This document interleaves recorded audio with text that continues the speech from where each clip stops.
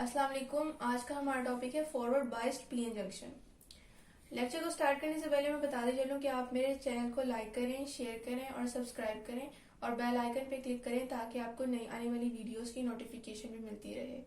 तो आज का हमारा टॉपिक है फॉरवर्ड बाइस्ड पीएन जंक्शन। मैंने अपने प्रीवियस लेक्चर में पीएन जंक्शन के बारे में जो है डिस्कशन की थी और उसका इंट्रोडक्शन दिया था कि किस तरह हम पीएन जंक्शन को जो है ग्रो करवाते हैं और किस तरह सेमीकंडक्टर की हम हाफ वे डॉपिंग करवाते हैं। वन साइड को पी टाइप जो है किस तरह हम बनाते हैं और किस तरह एन टाइप रीजन जो है हम डेवलप करवाते हैं। तो ये अब बेस बन चुकी है, अगर नहीं बनी तो आप मेरे प्रीवियस लेक्चर को देखें। तो आज हमने देखना है कि हम पीएन जंक्शन की, ये पीएन जंक्शन है हमारे पास, इसकी हमने फॉरवर्ड बाइसिंग किस तरह करनी है। अब फॉरवर्ड बाइसिंग के लिए हम इसमें एक्सटर्नल पोटेंशियल डिफरेंस अप्लाई करेंगे। ये एक नई चीज है आज, ये हमारे पास पुरानी चीज है। हमारे पास ये जो मैंने बैटरी अप्लाई की है, एक्सटर्नल पोटेंशियल डिफरेंस अप्लाई किया है across P type and N type region, ये हमारे पास फॉरवर्ड बाइस पीएन जंक्शन का जो है वो हिस्सा है। अब हमने इसको डिस्कस करना है कि ये इस डायग्राम में क्या जो है वो हमें बताने की कोशिश की जा रही है कि हमने एक्सटर्नल पोटेंशियल डिफरेंस अप्लाई किया है पी टाइप और एन टाइप के क्रॉस। अब ये जो है बैटरी अब अपनी पॉजिटिव से जब नेगेटिव जो है वो पोटेंशियल की तरफ जो है मूव करेगी तो क्या होगा कि जो हमारे पास डिप्लीशन रीजन बना था, ये वाला जो हमारे पास डिप्लीशन रीजन जिसमें चार्ज कैरियर मौजूद नहीं है और यहाँ पर जो है न्यूट्रल हो गया है सारा काम, तो यहाँ पर जो है वो बैटरी पी टाइप रीजन में होल्स को जो मेजोरिटी है और एन टाइप रीजन में इलेक्ट्रॉन को जो कि वहां पर मेजोरिटी चार्ज कैरियर के तौर पे एक्ट कर रहे हैं, उनको इनफ एनर्जी प्रोवाइड करता है।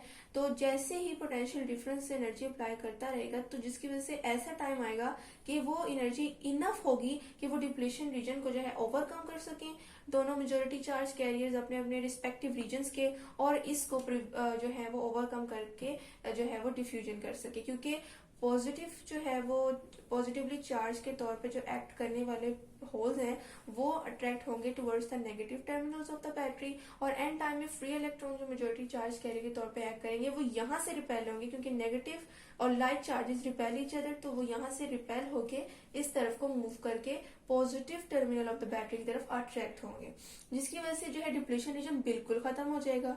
और यहाँ पर हमारे पास कुछ पॉइंट्स हैं जिसकी वजह से करंट फ्लो करना शुरू कर देगा, क्योंकि करंट होता क्या है, फ्लो ऑफ चार्जेस, तो जिसकी वजह से करंट भी फ्लो करना शुरू कर जाएगा।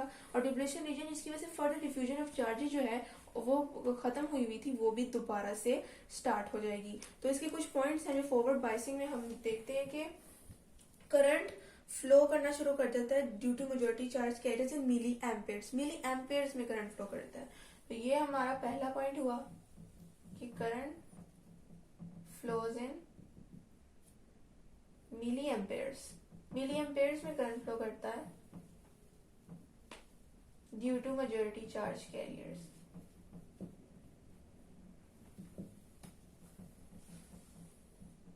दूसरा हमारे पास ये है कि जो विड्थ है, मींस के जो हमारे यहाँ पर विड्थ है वो डिप्लीशन रीजन की डिक्रीज हुई है। मतलब कि बिल्कुल हम खत्म तो कह नहीं सकते क्योंकि थोड़ा बहुत तो रहेगा, लेकिन यहाँ पर जब रिप्लेसमेंट होनी है इलेक्ट्रॉन्स की और होल्स की, जिसकी वजह से जो है डिप्लीशन रीजन ओवरकम होगा और इलेक्ट्रॉन का फ्लो शुरू हो जाएगा, तो हम यहाँ पर लिखते हैं कि विड्थ ऑफ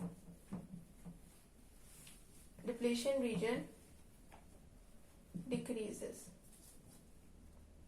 ये कुछ एमसीक्यूज के पॉइंट हैं जो पूछे जा सकते हैं कि विड्थ ऑफ डिप्लीशन रीजन जो है वो किस बाइसिंग में जो है वो डिक्रीज होती है और इंक्रीज होती है। अभी हमने रिवर्स बाइसिंग जो है वो भी हमने डिस्कस करना है नेक्स्ट लेक्चर में।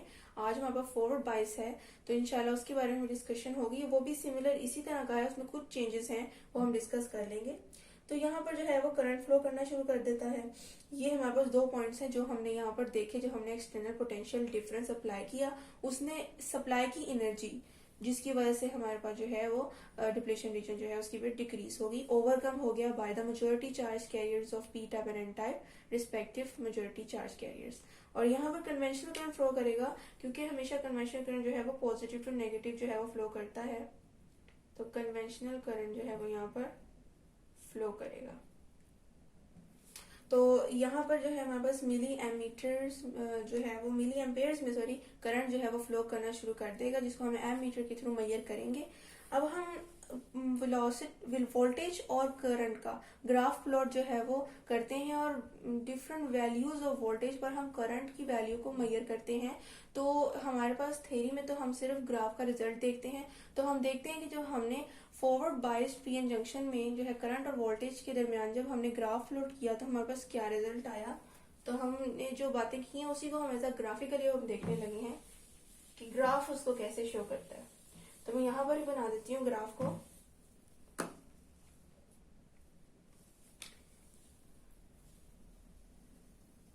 ये सिर्फ ग्राफ का रिजल्ट है, मैं ग्राफ का जो है वो पूरा नहीं बना रही क्योंकि ये हमारी थ्योरी का हिस्सा नहीं है।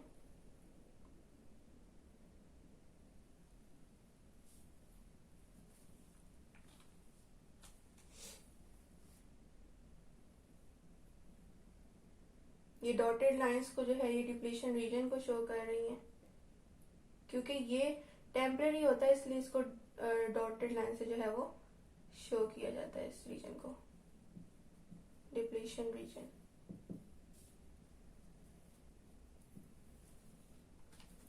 तो अब हम इस ग्राफ जो हमारे पास जो ग्राफिकली हम देखने लगे तो हमें ये जो है वो यहाँ पर शो कराया जा रहा है कि हमने जब वोल्टेज अप्लाई की फ्रॉम इनिशियल वैल्यू, हमने जब वोल्टेज अप्लाई किया तो वोल्टेज अप्लाई करने से जो है वो करंट आहिस्ता आहिस्ता इंक्रीज हो रहा है। इंक्रीज होता होता ऐसा वक्त आएगा इस पॉइंट पे जिस पे डिप्लीशन रीजन जो है वो खत्म हो जाएगा, यानी कि ऐसा रीजन जिसमें वोल्टेज इस हद तक इंक्रीज हो गया है और उसने चार्ज कैरियर्स को इतनी एनर्जी प्रोवाइड कर दी है कि ये डिप्लीशन रीजन को ओवरकम करें और करंट का फ्लो स्टार्ट करें, जिसकी वजह से यहाँ पर इस पॉइंट पर जो है वो लाइन आके स्ट्रेट हो गई है और यहाँ पर जो है वो बी जो है यहाँ पर जो है वो वोल्टेज आ गया है, यानी कांस्टेंट हो गया है हमारे पास वोल्टेज और हमारे पास करंट जो है वो भी स्ट्रेट अवे मूव करेगा, मींस कि वो भी जो है वो कांस्टेंट हो गया, उसमें कोई वेरिएशन नहीं आ रही है। तो वेरिएशन सब सिर्फ तभी आई जब पोटेंशियल इनिशियली थोड़ा थोड़ा इंक्रीज हो रहा था, करंट भी उसकी तरह इंक्रीज होता गया और ऐसा वक्त आया कि जब डिप्लीशन रीजन ही खत्म हो गया जो असल में एज अ बैरियर एक्ट कर रहा था फ्लो ऑफ करंट के लिए, तो वो जो है जैसे ही वो ब्रेक हुआ तो करंट का जो है वो फ्लो कांस्टेंट हो गया और हमारे पास मिली एम्पेयर्स में करंट जो है वो फ्लो करना शुरू हो गया। तो अब हमने इसका जो है एक इम्पोर्टेंट एमसीक्यूज है इस टॉपिक से अक्सर जो है वो आया हुआ है, तो उसको डिस्कस कर लेते हैं कि हमारे पास जो है जो रेशियो है वोल्टेज और करंट की, वो हमारे पास फॉरवर्ड रेजिस्टेंस होती है पीएन जंक्शन की, del V over del I F. F जो है वो फॉरवर्ड बाइसिंग को शो कर रहा है। हमें पता है कि del V is equal to I R होता है और अगर हमने V ओवर आई आर निकाल लिया तो ये ओहम्स लॉ के थ्रू जो है हमने जो है वो V ओवर आई निकाला है।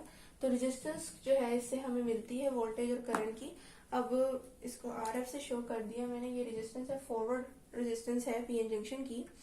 तो अब हमें पता है कि जो एमसीक्यूज आता है वो ये होता है कि स्लोप जो है वो आपकी वो क्वेश्चन करते हैं कि स्लोप ऑफ आईवी ग्राफ क्या होती है। अब हमें पता है स्लोप कैसे निकालते हैं, y axis over x axis. y axis पे जो है हमने क्या लिया, y एक्सिस पे हमने जो है वो वोल्टेज लिया होता है और x एक्सिस पे वो जो है हमने सॉरी वोल्टेज जो है वो हमने x एक्सिस पे लिया होता है और करंट जो है वो y एक्सिस पे लिया होता है, क्योंकि वोल्टेज इंडिपेंडेंट है, करंट उस पर डिपेंड कर रहा है।